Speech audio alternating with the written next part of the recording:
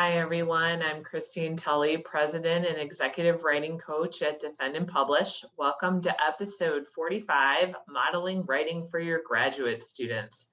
So this particular episode is for faculty that supervise graduate student writers. So it might mean that you're a dissertation advisor, you're running a research lab where you have graduate students under you, you're a thesis advisor. And of course, graduate students, you're free to listen in to hear some of these suggestions. You might be able to work some of these out with your advisor. So I've become very interested in how graduate students view faculty writing. And this is something I've been working on for a long time. My research areas in faculty productivity, and I've just been really interested in how we show what happens when faculty writers go to work, what it is that they're actually doing all day long. So I'll put a couple links in the show notes about some of these things, one of which is an article that I wrote for Inside Higher Education to explore this issue, because it was surprising to me, and maybe perhaps not surprising to many of you, that we just honestly don't know what our colleagues as faculty writers are doing all day long. How are they getting the writing done? Where are they doing it? How do they know what to do when they go to their writing spot and sit down? All of those things are kind of a mystery to many people. And so I'm really interested in exposing that, showing what it looks like. I recently gave a presentation to the European Associations of Teachers of Academic Writing about why showing pictures, even on Twitter, of writing processes is really important for graduate students and faculty to see. So that way the realities of what academic writing looks like, what it feels like, are exposed. So going with the topic today, though, about modeling writing for graduate students, I wanted to walk through a couple of ways that this could be done for those faculty that either have graduate students in their classes or they're supervising them. And for me, I don't think this really matters about the discipline, although some disciplines might lend themselves to certain types of modeling better than others. But in general, here are a couple that I think are really good suggestions. In 2018, I did a book called How Writing Faculty Write, and I interviewed Dr. Cheryl Glenn, who talked about how she just left her office door open so graduate students could see her writing. And that was pre the COVID pandemic. So certainly, things have changed a little bit about how that might happen. But the idea was that she was working on something, and then if a graduate student would come along and want to talk to her, she would say, hang on just a minute, let me just finish this sentence, write a little note to myself so I can come back to my writing, and then I'll be able to turn my attention to you. And the way that happened was just very natural in the way that she described it in her interview. But I think it's a really good model to show, because this shows several things to a graduate student. It shows, one, faculty writing in the actual location where they are writing. Not all of us write in offices, but for those of us that do, that's great. It shows that the office is used for that purpose. Another thing, or one of those purposes, another thing that I think this example shows is that it shows what an experienced writer does when an interruption comes along in the form of a person or a phone call or whatever it is. That graduate student sees that experienced writer is writing a note to herself about coming back to whatever it was she was working on. So that's a great example of somebody doing it in person. Modeling can take the form in other ways.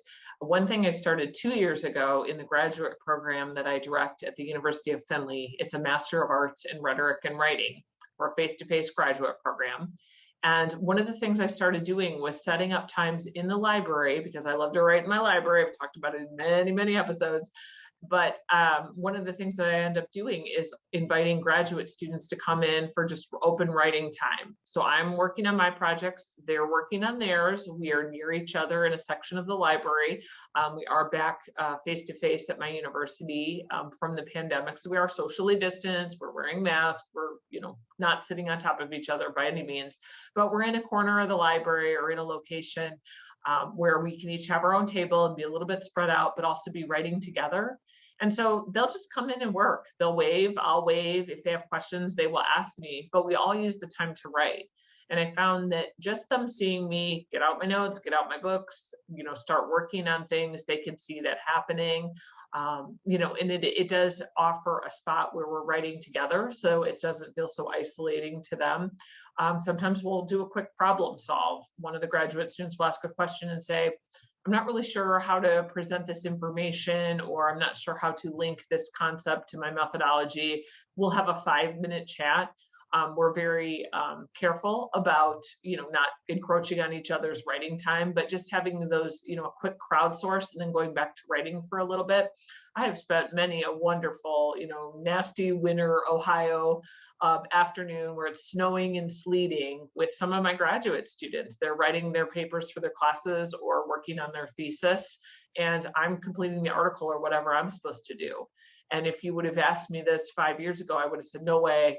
I do my writing by myself, I get it done, and then the teaching, which would be what I would consider what I was doing, that happens later when I can't be distracted. I found out that is kind of the wrong approach, and that I'm actually getting some writing done primarily because I have the commitment to them. I have to meet them every week.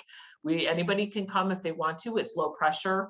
And I've noticed that the ones that want to go on, I'm in a master's program, the ones that want to go on to doctoral programs tend to be the ones that show up and write, and they get in the rhythm and they see this is an enjoyable part of academic life. Like, we're talking about ideas, we're really enjoying doing the writing. It's a little low pressure. But they also see that I'm doing it, and they say, this is what actually happens when you're a professor later. And certainly not all of our graduate students want to go on and do that kind of work, but just to have the support of somebody there who's consistently going to the writing time and doing it. So that's something that's worked out really, really well. I mentioned taking pictures, and I'm going to screen share in this episode to show what I mean by this. But in my latest book project, I know I've talked about this in a couple of episodes, the forthcoming book called Rec Comp Moms from Utah State University Press. The whole time I worked on this book, I made sure that I took pictures of my writing process.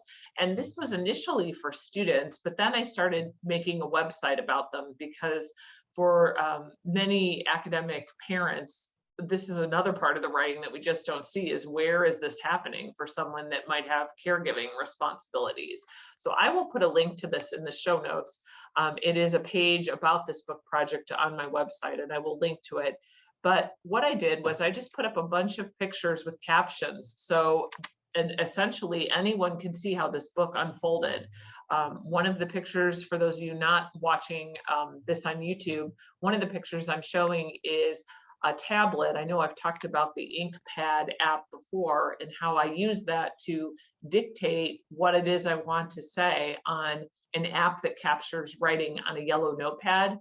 And then I can upload the note into, I can email the note to myself and copy it and paste it and put it in Microsoft Word.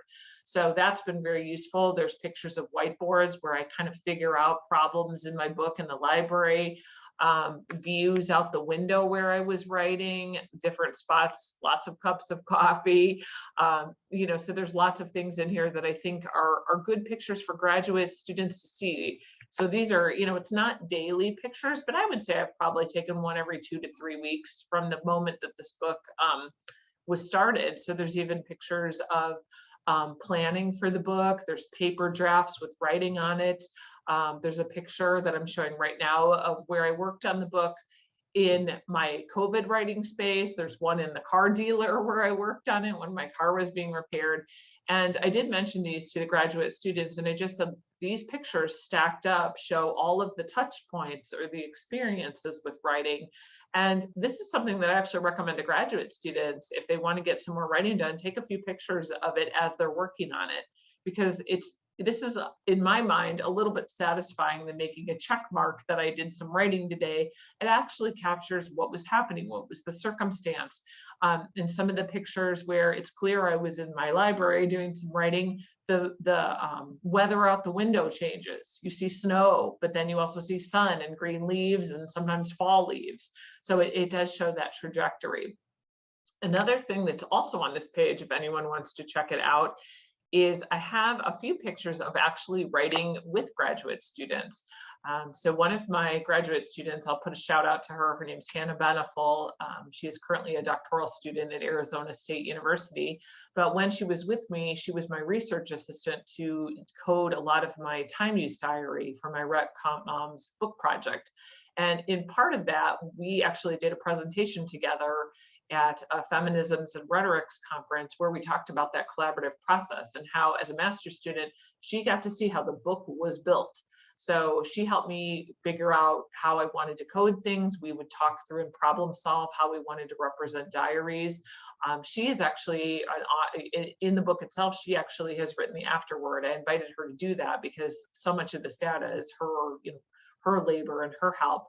And in fact, there's a picture of it on my website, but there is also, and for those of you not watching it, as I mentioned, I'll link it in the show notes. I also have some slides that we put together that we presented, and it's just pictures of us writing together over, many, many months, where she kind of helped me sort through data. We used a lot of note cards, we used whiteboards, we sorted the print diaries from our participants to code them. So another way to model for graduate students writing is how to actually build a project like that from the ground up. So even research assistants, even if they're not writing with you or they're seeing you actually do the writing, seeing you do the building, and I would argue, certainly in the sciences and things like this, where you have labs or places where students can actually see you conducting research and action and problem solving is very essential. So I hope all these ideas give some suggestions to faculty thinking about how they might want to do writing. I do want to throw out two final ways you might do this. One that might work is, depending on the graduate classes you teach, if it's appropriate, to spend just 15 or 20 minutes each week talking about scholarly writing and talking about the ways that scholarly writing might help with the content of the class. It might be about how to actually do an assignment, where you talk to them more about the writing of the assignment than the actual prompt that might be given, if it's, say, a discussion response. You could even do writing workshops with students in class. I've done that before, where I've actually walked through how do we build an academic paragraph. And I know that we have done episodes on the paragraph for Defend and Publish. I will link to those episodes in the show notes. But those are some other options for thinking about how to model writing with graduate students. And finally, the last thing that I would do is think about if there's a time that you're talking with graduate students, even informally, and just say, hey, I'm having this problem, with my research or my writing. What do you think? And give that student the opportunity to show off what they do know about writing.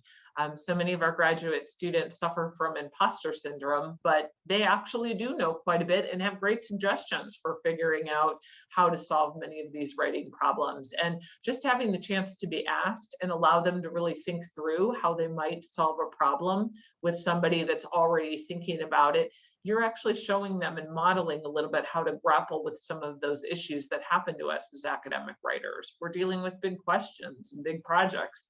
So just having those conversations with graduate student writers regularly, whether they go into academia after their degrees or not, is, I think, an essential part of helping them develop as very critical thinkers and writers that are able to put out scholarly material in a way that shows the strengths of the writing, not just the research. So I hope these tips have been helpful, and happy writing this week.